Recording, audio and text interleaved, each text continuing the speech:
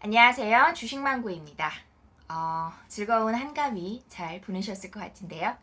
이번 시간에는 지금까지 한 번도 얘기 드리지 않았던 중국 관련주에 대한 얘기를 중국 관련주 수남에 도는데 어떤 것들이 있었나 다시 한번 쭉 살펴보고 뭐 화장품, 여행, 면세점, 뭐 게임도 있었고 뭐 특정 의류도 있고 음식료도 있고 뭐 분유도 있고 되게 많잖아요. 그 중에서 개인적으로 가장 매력도가 있었던 거는 면세점이라는 생각이 들었고요. 면세점은 주가에 미치는 영향들이 굉장히 많아요. 그래서 주가가 실적과 꼭 동행하지는 않는 모습이 많이 발생을 합니다.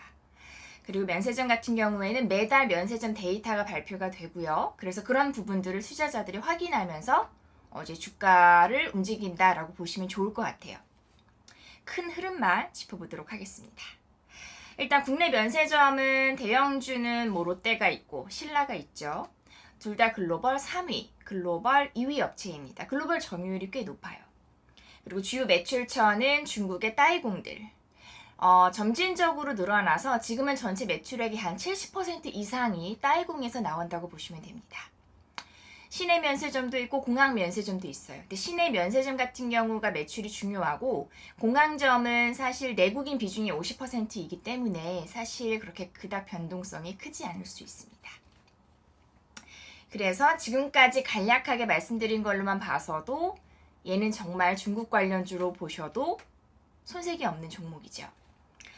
주가가 과거 대비 좋지 않은 상황이에요. 사실 지난 고점 대비 주봉으로 보시면 많이 하락되어 있는 상태인데 어떠한 악재들이 있어서 주가가 이렇게 좋지 않은지 제가 악재를 한 7개 정도로 분류를 해보았습니다.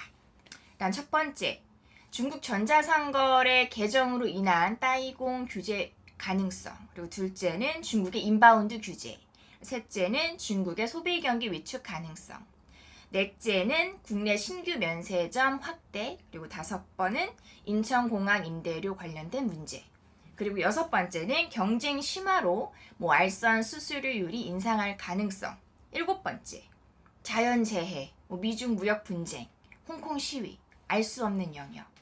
총 7가지로 나눠지는데 가만히 들어보시면은 1번부터 3번까지가 거의 중국 관련된 얘기죠.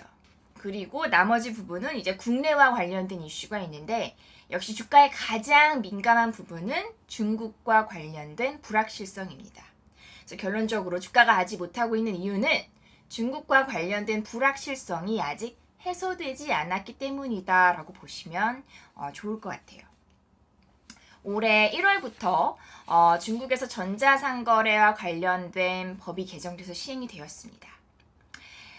이에 대한 영향으로 이제 따이공이 오지 않는 것은 아닌가라는 우려가 많았어요. 근데 사실 따이공과 관련된 데이터에 대한 여러 가지 손실이 별로 없었거든요. 그래서 주가가 1월 달에 저점 찍고 조금씩 서서히 올랐어요. 그러다가 6월 20날 중국에서 전자상거래와 관련돼서 우리가 따이공과 관련된 구매 대행에 대해서 엄격히 단속할 거야 라고 발표를 뻥 하고 하니까 다시 주가가 이제 후루루루 흔들리기 시작을 했어요. 과연 어떠한 규제를 할지 우리가 사실 알 수가 없잖아요. 그런 부분이 주식을 투자하는 사람 입장에서는 사실 가장 무서운 부분이기 때문에 그만큼 투자 심리가 많이 위축이 된 상황이었죠.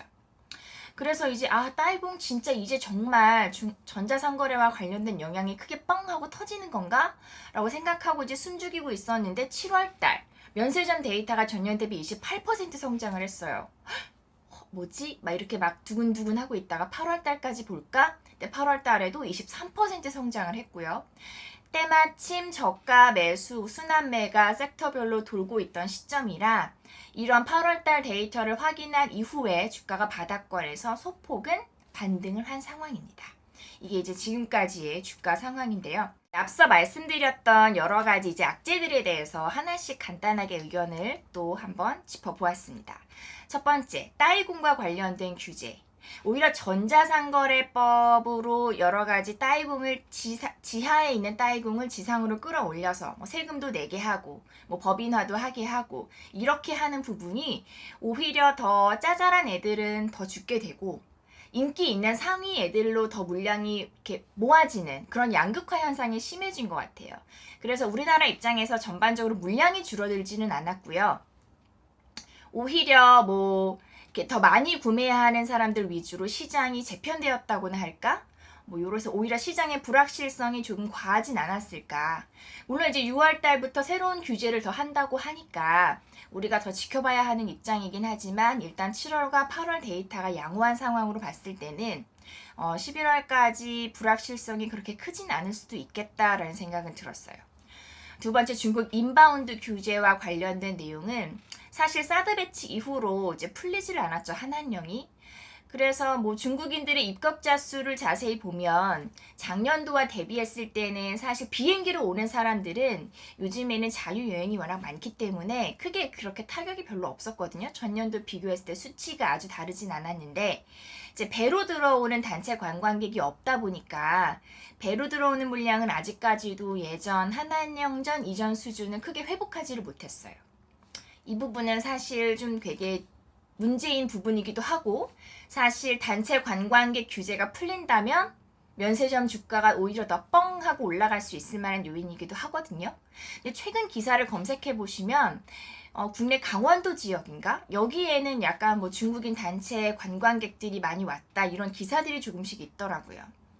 그리고 정치적인 부분이라서 이제 확실하게 말씀드릴 수는 없는 거지만 최근에 트럼프가 이제 뭐 육상에서 뭐 중단거리 미사일을 어느 나라에 설치할지에 대한 이슈가 많이 되고 있잖아요. 아시아 지역에 설치를 할 것이다 라고 발표를 했는데 우리나라로 설치하게 되면 우리나라는 또 다시 한번 중국의 여러 가지 보복을 당할 수 있는 상황인데 다행스러운 건지 어쩐 건지 일본의 아베가 오키나와 자기네 나라에 뒀으면 좋겠다라는 의견을 피력했다고 합니다.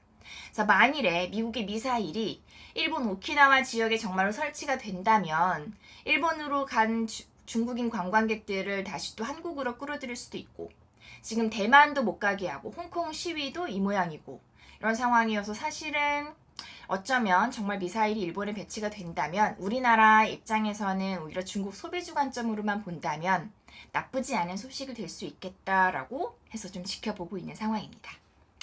그리고 중국의 소비 데이터는 뭐 최근에 경제 지표 괜찮다라는 반응들이 많았었죠. 국내적으로 이슈 네 번째, 뭐 면세점이 더 생긴 가능성, 뭐 세 곳을 더 이제 오픈을 하기는 했는데 이제 국내 면세점이 더 생긴다고 해서 호텔 신라나 롯데호텔 같은 애들이 타격을 입는 건 아닌 것 같아요. 그렇죠. 이런 부분은 이제 더 이상 면세점의 주가에 있어서는 변동성으로 작용할 만한 요인은 아니다라는 생각이 들었고 왜냐하면 최근에 연초에 오픈한 이 현대백화점 무역센터점을 보시면 매출액이 늘지 않고 있어요. 적자가 전혀 줄질 않고 있습니다. 그래서 정부가 허가를 해준다고 해서 면세점에 뭐 지각 변동이 일어난다거나 물량을 뺏기는 그런 상황은 전혀 아니라는 점에 대해서 이제 주가에 미치는 영향은 제한적이다라고 보고 있고요. 오히려 중국에서 자국의 면세점이 지금 많이 키우기 위해 노력을 하는 것 같아요. 지금 글로벌 면세점 순위에서 중국이 한 4위 정도 차지하고 있습니다. 빠르게 올라왔어요. 근데 면세점이라고 하는 게 뭐 나라에서 뭐 건물 지을 때 법인세 많이 공짜로 해줄게 빨리 지어 막 이런다고 해서 규제 허용해 줄게 면세점 지어 이런다고 해서 면세점이 잘 되는 건 아니에요. 물론 건물은 지을 수 있겠는데 도대체 그 안에 어떤 브랜드로 얼마만큼의 물량을 채울 수 있는가가 키포인트거든요. 뭐 글로벌 화장품 업체들, 뭐 에스티로더나 랑콤이나 뭐 이런 회사들 같은 경우 사실은 면세점은 단가가 낮기 때문에 면세점의 물량을 엄격하게 관리하고 있거든요. 그래서 오랜 기간 동안 자기네와 뭐 여러 가지 일들을 많이 해왔던 업체들에 대한 선호도가 확실히 있습니다. 그래서 호텔 신라가 바윙 파워가 굉장히 세고 다른 업체들과 비교했을 때도 뭐 랑콤이나 에스티루더 같은 회사들이 50% 정도 수수료를 주고 들어가는 회사는 호텔 신라밖에 없다는 얘기도 있더라고요. 이렇게 바윙 파워가 오랜 기간 동안 축적된 여러 가지 경험이나 노하우가 있기 때문에 중국에서 나라가 국가가 뭔가 전면적으로 도와준다고 해서 갑자기 중국의 면세점이 호텔 신라를 넘어선다라고 보긴 어려운 것 같아요. 뭐 내국민들을 어느 정도 활용할 수는 있겠지만, 그리고 아직까지도 중국에서는 자국 내 면세점에서 짝퉁과 관련된 이슈가 종종 발생은 하고 있습니다. 신뢰도 회복이 우선일 것 같아요. 공항과 관련된 여러 가지 임대료와 관련된 이슈나 또는 경쟁 심화로 인한 알선 수수료율은 최근에 그닥 변화가 없었어요. 역시 주가에 미치는 영향은 현재로서는 좀 제한적이다라고 보고 있습니다. 그리고 홍콩 시위나 이런 부분들은 어쨌든 우리가 어떻게 방어할 수 있는 부분이 아니기 때문에, 하지만 이미 악재로 다 드러나 있는 상황이라 추가적으로 주가를 제한할 수 있을 만한 요인은 얘도 아닌 것 같아요. 수급적으로 불리한 건 외국인 수급이 사실은 면세점에 조금 중요한 역할을 해왔었습니다. 과거 경험칙으로는. 근데 수급이 좀 비어있다라는 상황이 조금 불안한데, 이거는 이제 환율과 관련된 이슈로 같이 풀어질 수 있을 것 같아요. 일단 위안 달러 환율과 주가 변동성이 그나마 나름 좀 일치하는 경우가 있습니다. 지금 7위안을 돌파한 이후로 주춤한 상태이고, 무역 분쟁도 조금 잦아들 만한 시기로 왔기 때문에 사실 환율만 조금 더 꺾어진다면 면세점 주가에는 얘도 역시 좀 터닝 포인트 역할을 할 수 있을 것 같아요. 불확실성이 오히려 사실은 돈을 벌어다 주는 걸 수도 있거든요. 왜냐면 많은 사람들이 불확실성이 사라질 때까지 기다렸다가 매수를 하고자 하는 마음이 강하기 때문에 오히려 걷어내질 또는 좀 시간이 지났을 때 바뀔 수 있을 만한 불확실성이다라고 생각을 한다면, 개인적으로는 확신을 갖고 매수를 했을 때 그때가 오히려 더 돈이 되는 투자자에 있어서는 수익률이 훨씬 더 높아지는 그런 시점이 아닐까 생각을 하고 있어요. 그래서 호텔신라에 대해서 아주 개인적으로 살펴보았던 여러 가지 의견들을 한번 공유를 해보았습니다. 중국 관련주는 앞으로 중국과 관련된 상황이 바뀔 가능성도 있다라는 생각이 들어서 조금 더 주의 깊게 보면서 계속해서 업데이트를 드리도록 하겠습니다. 감사합니다.